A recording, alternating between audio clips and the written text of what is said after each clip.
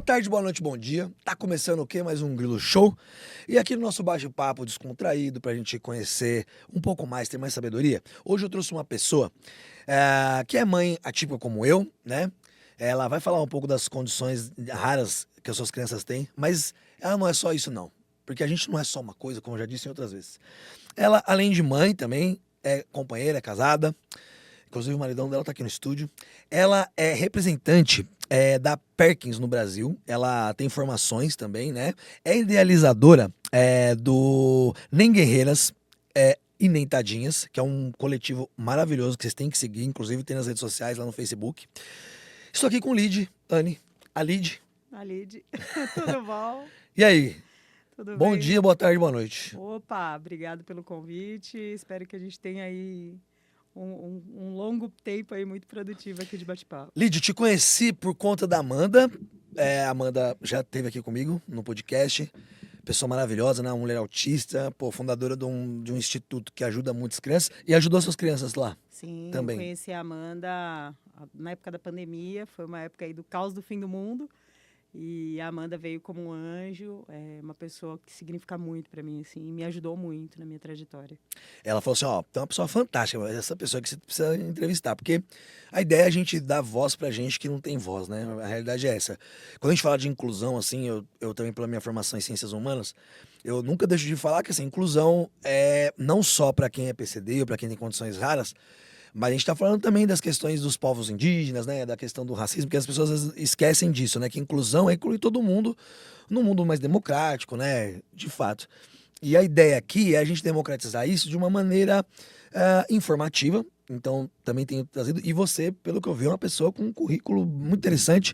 Você trabalha com formação nas escolas. Me conta um pouquinho sobre a Perkins. O que é isso? Que eu não tinha ouvido falar ainda. Na verdade, é assim, né? Então, as famílias atípicas, acho que boa parte vai entender essa minha fala. A gente vai buscar uma solução. Então, onde foi o primeiro lugar que foi buscar a solução? Eu achava que os médicos me trariam todas as respostas que eu precisava.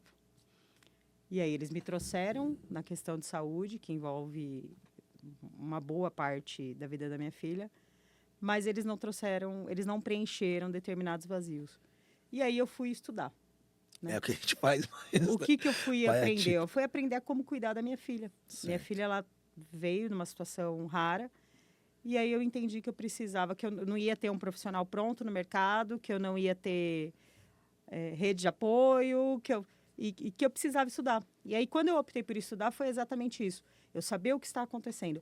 Eu sou fisioterapeuta, gente? Não. Eu sou mãe. Mãe. Esse é um ponto importante. Só que, assim, se eu sei que aquela determinada técnica pode beneficiar minha filha, posso vir falar sobre essa técnica. Claro. Né? Então, eu fui aprender. E aí, no meio desse caminho, encontrei a Perkins School for the Blind. A Perkins é uma instituição americana, ela é especializada em deficiência visual, surdo-cegueira e deficiência múltipla sensorial. Uhum.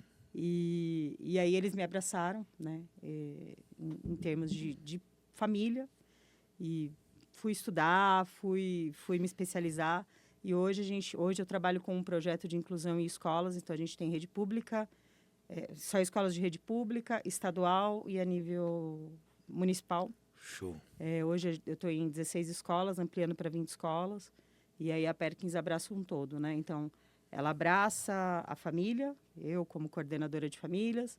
Ela tem a equipe pedagógica, que abraça as técnicas, a parte pedagógica, o que envolve o aluno na sala de aula. E a gente tenta levar uma solução. Então, assim, além de parte técnica, tem questão de acolhimento também, de escutatória das famílias, né? Tem a escutativa, a gente tem hoje a gente tem a mediação de conflitos. Da né? hora. Então, dentro da escola, a gente passa por grandes dilemas. E aí, assim, eu fico muito feliz desse projeto, porque o primeiro lugar que me abraçou foi a educação. Eu tenho... Eu sou da educação, fico feliz por ouvir isso. Não, porque às vezes o reconhecimento ele é muito árduo. Quando a Mica era pequenininha, eu cheguei num lugar lá, numa associação de pessoas surdo-cegas, e até então ninguém pegava a Micaela no colo.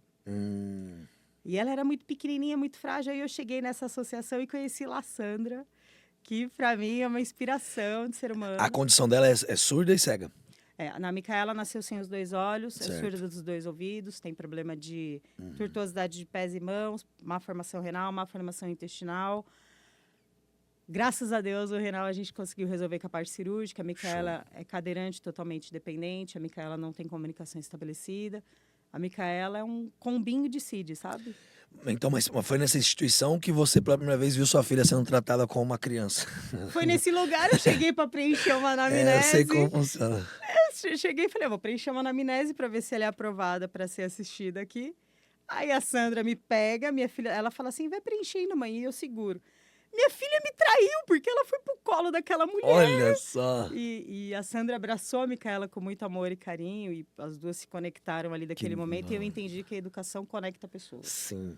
Né? Então, para mim, foi o primeiro lugar que eu vi minha filha Ó, sendo tratada a minha maior como referência, gente. pensando no ponto de vista técnico, é o Paulo Freire. E pensando na questão do empírico, é meu pai. E ambos têm técnicas muito semelhantes, mas eu vou falar uma frase do Paulo Freire que diz: não há educação sem amor. Aí tem gente que às vezes fica assim, professor não trabalha por amor e tal, mas não é isso. É que esse substantivo, né, ele vem de uma prática que é amar, né? Então, essas pequenas ações, pequenos detalhes em como a gente trata, em verdadeiramente escutar o outro, prestar atenção no outro, né? Quando a gente fala de escuta, não é só de ouvir, né? A gente tem a ver de perceber a pessoa como a partir das suas condições. E sendo TDAH, quando eu me vejo como criança, eu vejo como as pessoas às vezes, me tratavam de maneira, Denis é doidinho, é maluquinho, não sei o quê. E isso machucava um pouco às vezes, né? Esse ponto de vista que tenta te incapacitar. E você falando aí agora, me remeteu uma coisa aqui. Você vê, né? O Raulzinho, o meu filho, ele pensando na condição dele, né? É o que a gente chama de deficiência invisível. E mesmo sendo uma deficiência invisível, tem episódios horríveis assim também, porque é como você falou, né? De pegar ela com amor, eu imagino que por conta das condições serem físicas, as pessoas têm mais preconceito, né? E assim, uma moça uma vez pegou o Raul, quando a Amanda falou assim, não, por favor, não fica pegando ele, porque como ele é autista, juro pra você, a menina jogou o Raul no chão. E aí eu fiquei pensando nisso, na hora que você disse isso, aí eu fiquei pensando, poxa vida, sentindo a sua fala em relação a Sandra, essa pessoa maravilhosa, porque me remeteu a isso aqui, sabe, assim, essa história. Porque o nosso filho, a gente só queria que as pessoas vissem como ser humano, né? Não só pensando nas condições e tal, né? Isso dói muito, né? E esse julgamento, ele é eterno, tanto na condição das crianças, quanto pra gente enquanto família típica. Sim. Né? A parentalidade típica, ela é movida a julgamentos, né? Então, se você abre mão porque, não dou conta de fazer 20 sessões de fisioterapia por semana. Nossa, você está negligenciando. Nossa, horrível. Eu acho que não dou conta de fazer. Eu tenho que fazer mais vezes a alimentação integral do que fazer a alimentação por Se você boca. fosse cuidar, o pessoal, nossa, você não tem vergonha de se cuidar, né? Enquanto seu filho tá... Então, o julgamento, ele é eterno. Então, acho que Horrível, é por isso que né? as famílias também acabam se... Todo mundo tem um palpite, né? Então, todo mundo tem uma vizinha. Quando a Micaela é gemelar, né? Sim. Então, quando o irmãozinho dela morreu, e ele morreu com 7 dias de vida. Uhum. E aí, a gente estava no velório. Sim. Né? Aí, aqui no Curuçá, quem já foi ali no velório no Curuçá Sim. sabe que o povo vai lá rezar defunto e tal. Eu estava velando o corpo do meu filho. Primeiro chega pessoas que eu não conheço dentro de um velório, porque vira um caixãozinho pequenininho, as pessoas... As pessoas... E aí, a hora que entra, assim, na sala e começa a empurrar, aí vira e fala, não, minha prima passou por uma situação dessa. Não, você casou com seu primo. Ai, meu Deus. Minha vizinha. Então, as pessoas, elas sempre tendem a achar que tem a resposta para você, né? E de maneira cruel, muitas vezes, sem perceber, mas cruel demais, pessoal. Invasiva. Eu tava, às vezes eu tenho na sala dos professores, né? E tem muitos alunos autistas também na escola, ou deficientes. Aí você ouve termos de educadores. É maluquinho mesmo, não sei o quê. Que eram termos que eu escutava. Então, nossa, isso dói muito. Então, assim, pra você que é da área de educação, independente de quem seja, toma cuidado com os termos, por quê? Pra mim, muitas vezes foi um impulsionador. Quando eu falava que eu não ia conseguir, aí que eu era mais obstinado.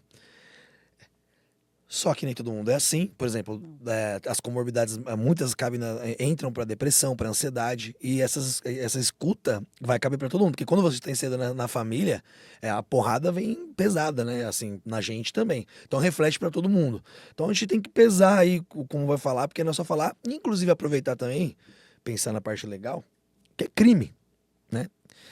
Então, Vamos se ligar, porque nem todo mundo vai ser bonzinho com você. A gente tá tentando explicar, a gente tá abrindo espaço pra explicar e pra conversar, mas nem todo mundo vai ter paciência pra sempre com isso aí, não. Às vezes, Denis, eu não sei se você tem essa impressão, mas às vezes eu acho que também é falta de conhecimento. Sim. Quando eu começo a entrar hoje na sala de aula, então quando eu entro para fazer um trabalho com os professores, porque eu faço tanto com a gestão quanto com os professores, não adianta também eu chegar e falar só dos professores, né? Sim, sim. E aí a gente vai fazendo um trabalho que a gente tenta abranger o todo. Às vezes falta conhecimento, às vezes falta se colocar no lugar do outro, até às vezes para as próprias famílias também, né? O quanto que a gente está aplicando aquela empatia que a gente pede para gente, né? É. Eu acho que hoje o ser humano ele tem que pensar assim, o que eu estou fazendo para você, eu Sim. gostaria que fizessem para mim? Pô, essa é ótima. Eu acho que... Nossa, você pegou no ponto. Que isso é ética, na minha perspectiva. Quando eu dou aula de filosofia, eu gosto de citar, quando explico ética para os alunos, eu cito o Mário Sérgio Cortella, que ele diz: tem coisa que eu posso, mas não devo, tem coisa que eu devo, mas não quero, tem coisa que eu quero, mas não posso. Perfeito. Só que eu gosto de simplificar como você simplificou agora. Aquilo que eu quero pra mim, eu quero pros outros, aquilo que eu quero pros outros, eu quero pra mim. Esse é um ponto crucial. Isso é ética. Porque as pessoas partem muito da moral, né? E aí que entra essa questão de ser invasivo, de achar que tem a receita pra tudo e tudo mais. Ô, Lid, a gente tava conversando um pouquinho fora do ar, e aí aquelas conversas de pai, de família típica, né? Como você se sentiu, assim, no contexto de família típica, né? Como a gente é visto. Porque, assim, eu me senti muito excluído em muitos momentos. A gente se sente excluído, a gente é excluído, na verdade, né? As pessoas não pensam na situação, nas condições, né? E tal. Fala um pouquinho disso aí pra gente. Na verdade, assim, né? Então, eu sou aquela que eu tive uma família grande, né? Então, eu tive 5 filhos, tenho o Breno de 15 anos, que é o típico adolescente, que tá frio, usa camiseta, tá calor, usa blusa. Fica de touca no calor. É uma coisa de louco. Eu tenho o Arthur de 10 anos, o Arthur tem apraxia de fala.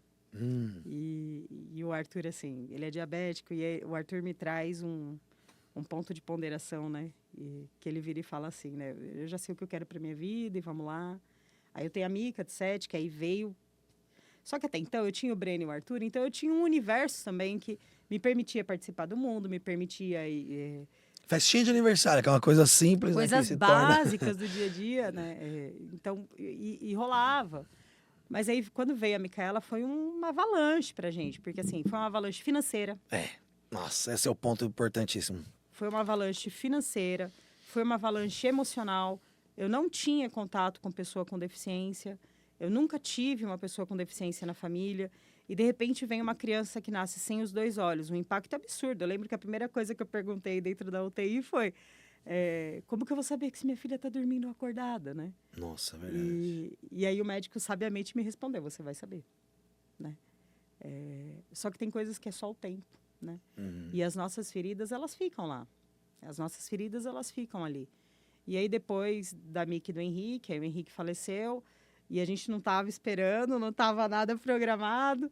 E aí também vem a questão do julgamento, né? Depois que você teve uma filha com tanto problema, por que você foi ter outro filho, né? E aí a gente veio o Luquinhas, que também nasceu com deficiência visual.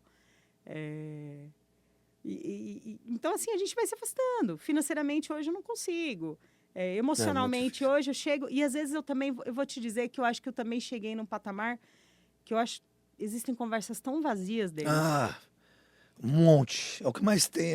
Existem conversas tão vazias. Ridiculamente vazias, né? E aí você olha e fala assim, gente, mas isso... Vocês não sabem o que é ter um dilema na vida? Nossa, a minha companheira, ela fala muito sobre isso, assim. Ela não perde muito mais tempo, sabe, com conversa furada. Quando a pessoa começa a falar assim, ela já não tem paciência. Ela também é TDAH. E aí ela fala assim, ai, não, agora, nossa, eu já não tinha paciência, agora eu não tenho nenhuma paciência. Porque isso não é problema. E eu tento não também... Eu tento ter empatia em que sentido? Que eu fico assim, pô, o problema da pessoa é o problema dela, sabe? Tipo assim, eu preciso entender que aquilo pra ela é um problema. Mas, nossa, é muito difícil falar assim, mas ela não sabe o que é ter problema. Essa é uma frase que a minha companheira tem que eu adoro, Amanda. Ela fala assim, ó, essa pessoa não faz ideia de que ela não faz a mínima ideia. É maravilhoso. Ela não faz ideia de que não faz ideia nenhuma. E às vezes, assim, às vezes a gente olha e fala assim, pô, a solução, né? Vamos tentar, vamos ajudar, vamos lá. Mas hoje, e quando eu chego e falo assim, mas a Micaela é diferente, a Micaela vai ficar na cadeira de rodas, às vezes ela vai ficar se batendo, às vezes não tá legal. É todo mundo que tá pronto para isso, não. né? E nem da própria família. Essa questão da rede de apoio, do acolhimento. E tem um lance, né? Porque ela também tem a surdez, né? É, surdo cego. E aí, esse aspecto é muito complicado, porque assim, pra gente que é ouvinte, né, e pra quem enxerga, o mundo tem esse contexto, né? E aí, para as pessoas não entendem que o campo sensorial é muito amplo, é muito complexo, né? Então não entende que essa pessoa também pode se divertir, que ela também conhece as pessoas, porque ela sente cheiro, ela sente gosto, né? E aí as Porque às vezes pessoas não quer ser tocada, e que não é porque ela é uma pessoa com deficiência que tem que você tem tocar que o ficar tempo lá tocando todo. como um bebê o tempo todo, né?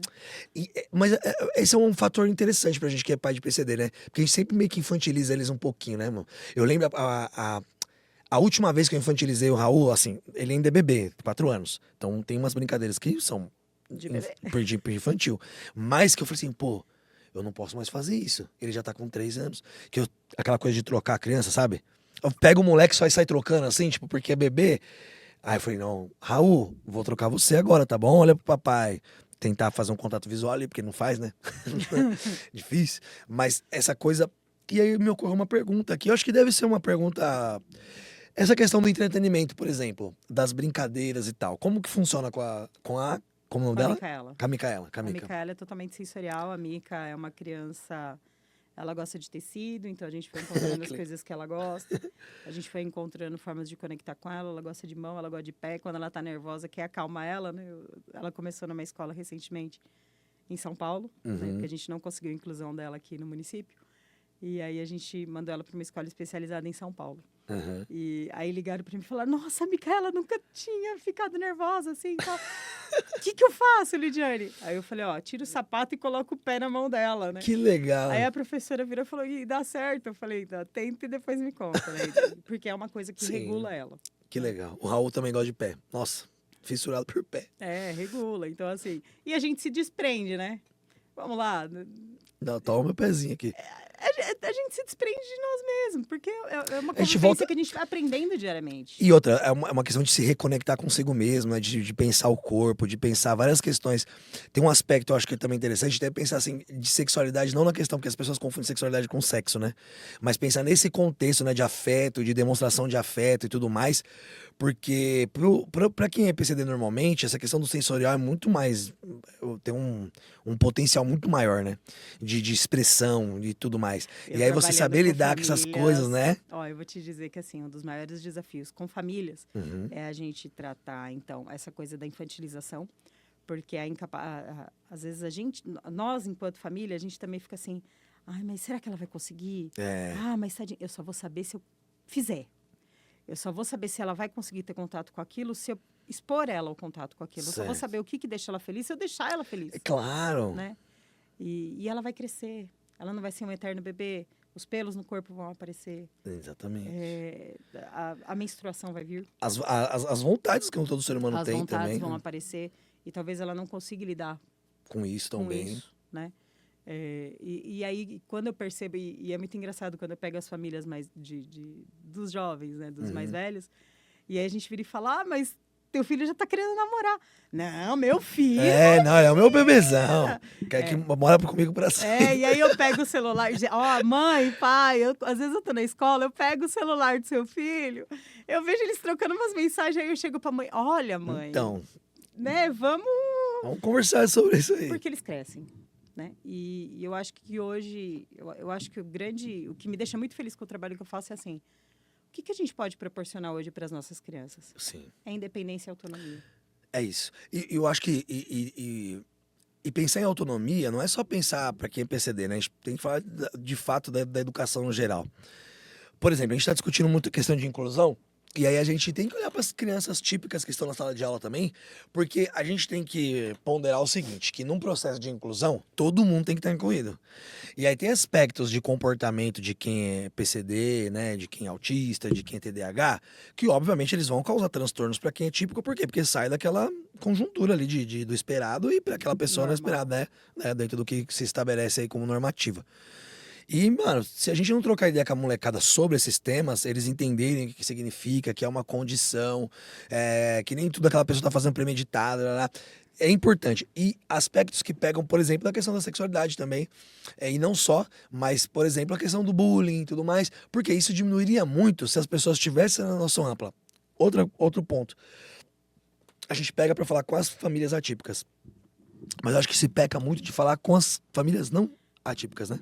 Não, o grande diferencial, assim, né? A gente fez um planejamento, hoje o projeto ele fica em 3 anos na escola. Certo. Então, o primeiro ano é um ano que eu faço um diagnóstico, o segundo ano eu trabalho fortemente com as famílias atípicas e no terceiro ano a gente trabalha com a educação num todo, né? Show. E trabalho com os professores, com a equipe, com a gestão, se as secretarias, né? Então, se o governo se dispõe também, porque, assim, no final, eu tenho uma fala que eu uso muito dentro das escolas. A gente está se estapeando lá embaixo. Uhum. Né? E quem tem o poder de decisão e quem tem o poder de fato vir assim e falar, ó, tá aqui. Ó, tá aqui, vai. Não faz, né? Então, o que a gente precisa fazer, né? A Você gente acha- aprender a ter voz. Mas você acha que isso é falta de vontade? Que eles chamam de falta de vontade política? Ou você acha que tem mais, ou tem ignorância, ou tem desprezo? O que você acha? Eu acho que eles querem que a você? gente continue na linha do coitadinho, Que interessante, né? Pangarear. na minha visão, né? Continua como coitadinho. Hoje eu vejo a deficiência mais como um universo de segregação do que como um universo de união. Então, se seu filho é autista, é diferente da sua filha que é surdo-cega, que é diferente. Mas a minha filha também precisa de terapia, o seu filho também precisa de terapia, Da hora. o TDAH também precisa. E assim como os típicos também. Porque a gente está Sim. falando... O Arthur, por exemplo, ele é uma criança típica, só que ele tem apraxia de fala. E aí? E aí Ele que a se gente comunica ficou... diferente, né, mano? Não, e a gente ficou 9 anos esperando uma vaga no SUS, Caraca, mano. porque ele não teria acesso, porque ele não é uma criança com deficiência, então ele não é prioridade na fila. Então, assim, existem coisas que a gente está deixando passar.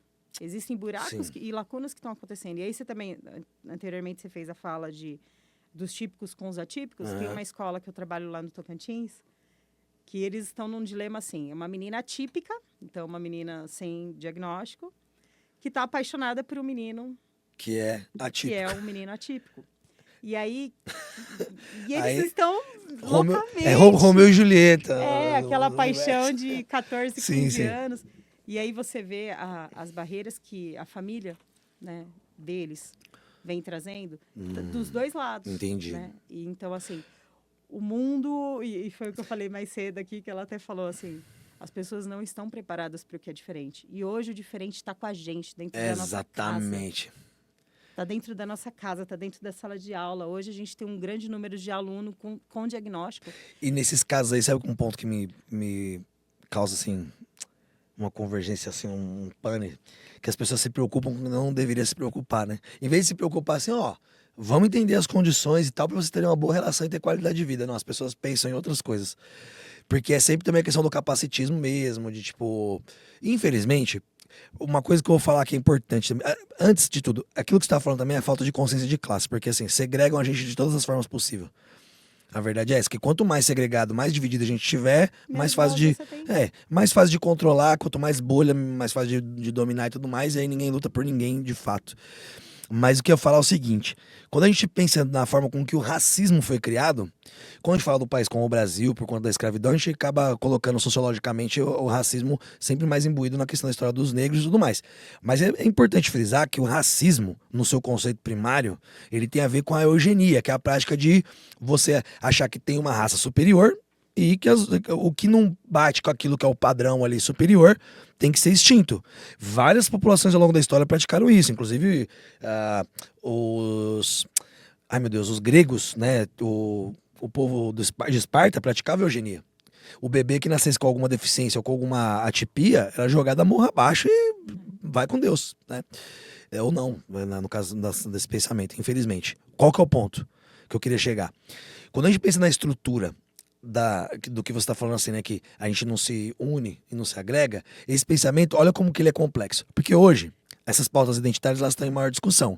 Então as pessoas estão olhando pelo menos as causas, sabe-se que tem uma causa ali indígena proeminente, tem hoje bastante, inclusive, candidatos que conseguiram se eleger, né? Negros, indígenas, né? A pauta das mulheres. Então, tudo isso é pauta inclusiva. Só que aí, os deficientes não estão nessa pauta. E a base, a histórica do racismo é a eugenia. E aí tá na mesma. Então continua se segregando. Então a gente continua se dividindo, se vendo como diferentes o tempo todo e ninguém se ajuda. Só que no nosso caso tem essas questões de dinheiro, que pra gente é muito pesado, porque os tratamentos são muito pesados. Tem também a exclusão, que é evidente. pouco acesso, a acessibilidade que é pequena, é rara, e pouca discussão e abertura pra gente falar, né? Na verdade, assim, eu cheguei em Brasília, né? Então, eu tenho uma pauta que ela não é... Então, eu digo assim, a surdo-cegueira, dentro do universo da deficiência, é a menor incidência de baixas incidências, tudo bem? Isso significa que de todos os diagnósticos é o que tem menor número de pessoas, é isso? Baixíssima incidência. Então, se não tem incidência, a gente não tem necessidade de olhar para aquela camada da população. Aí é mais invisível do que É mais invisível. Só que aí, por exemplo, eu consigo trazer exemplos de lugares que a gente conversa com a Micaela, eu tenho que pensar numa comunicação alternativa. Quantas crianças hoje, dentro do espectro, dentro de outras deficiências, então, a gente pode falar de Down, a gente pode falar de intelectual, Sim. a gente pode falar em diversos... não precisam falta. de uma comunicação alternativa. Grande parte, né? E quanto que estão preparados para atender essas crianças? Então, uma das coisas que eu fiz, eu falei assim, não, eu preciso gritar, xingar, espernear, porque as pessoas têm que entender que o diferente existe, né? E o diferente, ele existe em vários aspectos. E aí você fala da questão de acessibilidade, da questão de respeito, da questão do outro. Eu vou te contar um episódio da minha vida, que foi um episódio que me dói muito, que foi quando eu fui tirar o documento RG da Micaela. Ela ia fazer uma cirurgia no Hospital das Clínicas. E aí, no Hospital das Clínicas, eles exigem o RG. Ela tá com quantos anos agora? Agora com 7. Nessa fase, ela tinha 1 ano e meio, né? 1 ano e meio para 2. A Micaela não tinha controle cervical, Sim. né? Então, primeiro que assim, eu chego no poupa-tempo. E aí, aquela situação atípica e tal. Quando o rapaz chega e fala assim, vamos tirar foto. A gente já começa a pensar de acessibilidade a partir daí, né? Eu vou tirar uma foto para tirar um documento para minha filha poder fazer uma cirurgia, então eu já tô com uma pressão absurda Nossa. na minha cabeça. E aí, na hora que a gente vai tirar o RG, fala assim, tá, mas ela não tem controle cervical. Ah, mas ninguém pode segurar na foto. Oxe. Tá, mas você não tem um lugar que a gente possa deitá-la e a gente tira foto? As coisas mais simples são difíceis. Não tem. E aí, foi, colocaram um lençol. Eu odeio do fundo da minha alma aquele RG da minha filha. Eu odeio esse RG dela. Tiramos uma foto horrível, sentamos na mesa, começamos a preencher a ficha. Na hora de preencher a ficha, vira e fala assim, porque você tem que se autodeclarar, né? Você tem que autodeclarar. No caso, ela não fala por si, eu que respondo por ela, ele vira e fala, qual cor que você declara a cor dos olhos? Aí eu olhei pro rapaz e falei, não tem cor.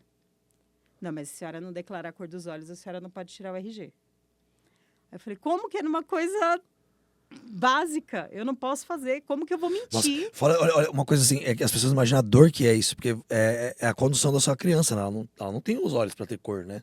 E aí você tem que ficar remoendo isso, um imbecil, perdendo a palavra. Não, e aí vai pra gestão, aí volta, aí vem, aí eu falo assim, não, então tem que autodeclarar a cor do olho da mãe. Aí você olha e fala assim, gente, que sociedade que a gente vive, a sociedade não está pronta para o diferente. Meu Deus, E aí, depois de toda aquela situação, tudo aquilo, eu ainda saio. Não vou entrar em pormenores, né? Mas assim, e ainda saio, ainda tem uma grande mobilização social de pessoas ali em cima da minha filha, porque aquilo lá chamou a atenção. E aí as pessoas queriam, as pessoas ficam curiosas. Vira espetáculo. Nossa, que horrível, mano. E assim, e ela é diferente. Só que mesmo virando todo esse espetáculo, tudo isso, eu não tenho direito a ter um documento, tirar um documento para ela de uma forma respeitosa. Por quê? Porque a gente... não tem necessidade. Assim... Ela é só uma na sociedade. Por que eu vou colocar lá no sistema que... Mas assim, sabe o que é impressionante? É que essas dificuldades, elas são assim... Claro que o seu grau nesse sentido é difícil, diferente, um difícil diferente, mas não é fácil pra ninguém. Porque pro Raul ficar parado pra tirar foto, lembro que eu que consegui. Foi mais de 1 hora pra ele conseguir. E aí depois a galera queria que ficasse renovando. Eu falei assim, meu cara... Meu filho é autista, ele não consegue ficar parado. Tirar foto. Eu lembro que a minha companheira chorava muito, porque é uma coisa simples, que todo mundo tem criança que tira selfie, né? Tipo, e ele não consegue tirar foto. Meu filho não consegue tirar foto, mano, não consegue. Ele não vai olhar pra câmera. E como que a gente lida depois de muito treino que ele foi conseguir fazer isso pela primeira vez e não quer olhar. E ele não gosta, não quer. Agora a sociedade quer olhar pra nossa dor? Não. E não consegue entender, assim, se fala de empatia, mas a real é que a galera não faz um exercício de fato. Porque é só quem tá mesmo, a real é essa, mano. É só quem tá na pele que sabe o que a gente passa, com o que é o dia a dia. Porque às vezes as pessoas também têm uma impressão, tipo assim, de rede social, que vê de vez em quando. Por exemplo, questão de crise. Meu, uma coisa é você vê o Raul brincando e tal, parece, que nossa, mas não parece que é o famoso, não parece que ele é autista, né, e tal. Não tem Foi assim, cara. meu, eu dormi 4 horas da manhã, porque ele teve crise, ele ficou chorando. E aí você tem que aprender a lidar, você tem que passar a ter um comportamento mais tranquilo, porque sua criança tá ali desesperada. É muito doloroso. Eu não Lid, sei você, assim, como que é a tua rede? Você sai... hoje, não saio, saí. Como que a gente sai? Os lugares não estão preparados para receber a gente, as pessoas não fazem esforço para receber a gente, as pessoas nem sequer perguntam como vai te ajudar. Eu tenho alguns amigos que sim, mas a bem da verdade é que da casa cheia se torna vazia. E do monte de coisa que você fazia. E eu, você confessa também, eu já tenho dificuldade de estar em alguns lugares hoje. Eu fui envelhecendo, eu fui ficando cada vez mais A resistente gente vai também. envelhecendo. Você viu, ó, quando eu era jovem, por ser músico, eu sempre tive uma mania de fazer o show e sair logo. Os amigos achavam isso esquisito, mas porque eu gostava de tocar, não gostava de ficar lá. Agora eu entendo isso. Eu não gostava da muvuca, eu gostava do show. Então, pra eu ir ver uma banda, eu tinha que gostar muito da banda. Se eu não gostava, eu não queria ir. Hoje eu entendo que isso tem a ver com a minha neurotipia, mas até então não. Só que jovem, a gente é um pouco mais resistente. Eu não queria ficar como esquisito, eu não queria ficar como estranho. Ixi, tem uma porção de coisa A gente passa por de cima de um monte textura que de eu não coisa. conseguia. Meu, eu já contei uma história pra uma galera, essa rapidinha, porque infelizmente nosso tempo já tá acabando. Mas, uma vez eu fui com uma moça, saí com a moça, achei que ia ficar, né? Só que quando eu vi a roupa que ela tava usando, eu sabia que eu não ia conseguir tocar na roupa. Só como que eu ia explicar isso? Naquela época eu não tinha como, faz uns 10 anos atrás, entendeu? Então, tipo assim, tive que enrolar ali pra fazer um segundo encontro, uma coisa fluir depois e explicar depois. Mas, tipo assim, são coisas que eu só percebo agora. Esses dias atrás eu percebi que eu nunca comi um prato que o feijão estivesse por cima do arroz. Eu percebi esses dias e falei, nossa, é verdade, eu não consigo. Se tiver bagunçadinho, beleza, mas se o feijão for por cima do arroz, eu não consigo comer. Eu fui percebendo que eu também tinha Não, seletividade e e tal. é interessante, né? Aquilo que a gente já falou antes de entrar aqui, de que os pais acabam. Gente, ó, eu tenho pessoas dentro do espectro que falam assim: depois que eu descobri que meu filho era do espectro, hoje eu consigo entender que a chuva cai no meu telhado, assim, É né? isso. As características, e sabiamente naquela época lá, né, vamos lá, 40 anos atrás, os nossos pais lidavam de uma forma diferente também, né? Sim, eu tive muita sorte, que minha mãe teve umas expertises que eu fico até emocionado de contar algumas, assim. Porque ela percebeu a minha inquietude, botava pra estudar andando, falava pra eu ir lendo livro, ficar andando de um lado pro outro no corredor, e ela tomando verbo pra mim. Eu amava, tu amavas, pra conseguir fazer a prova. Tinha umas coisas, assim, bem interessantes que ela fazia. Me colocou num monte de esportes pra eu gastar energia. Aí você vê hoje, o tratamento básico do TDAH que eu faço não posso deixar de fazer esporte. É condição sine qua non, que é meu negócio de usar esse termo lá do direito. Energia. Gasta energia e terapia cognitivo comportamental que eu faço TCC, né? Mas é gastar energia, evita tela, é algumas coisas de alimentação também, né? Evita leite, aquela caseína, que é uma substância do leite, ela é uma proteína que é bem prejudicial, tem umas questões intestinais para quem é neurodivergente, né? Tanto TDAH quanto autista e tal. Apesar de digamos assim, discordarem um pouquinho desses diagnósticos e tal. Lid, foi um prazer falar com você. Infelizmente a gente vai ter que encerrar. Obrigada. Parabéns pelo seu trabalho, que é um trabalho assim fundamental, né? Porque é a partir da educação que a sociedade se consolida, né? E acho que é um caminho muito da hora. Vamos ver se a gente não bate outros papos aí. É que infelizmente o meu tempo não é muito longo, porque o financiamento é muito curto. Assim como o tempo. Não, mas que seja pouco, mas que seja proveitoso. Espero que tenham gostado do bate-papo. Fica à vontade, coloca lá nas redes sociais, Lidiane Giacomini.2024. A ideia é que a gente possa compartilhar, a ideia é que a gente pare de segregar e que a gente comece a abrir oportunidade para todo mundo falar. Obrigada pelo convite, porque essa é uma oportunidade mesmo da gente falar e da gente falar a realidade, né, o dia a dia. Da hora, obrigado. Você gostou? Curtiu? Opa! Importante é Adorei. isso. Aí, galera, não vamos esquecer daquela coisa que é importante pra quem está nas redes sociais. Curte, comenta, compartilha, manda pro amiguinho. E pra você aí que tá numa situação como a nossa, que se sente representado, passa para outras pessoas também. Manda comentário, comenta no vídeo. Eu acho importante a gente continuar o diálogo, não só aqui e agora, mas pra sempre. Todo amor que houver nessa vida, muito obrigado.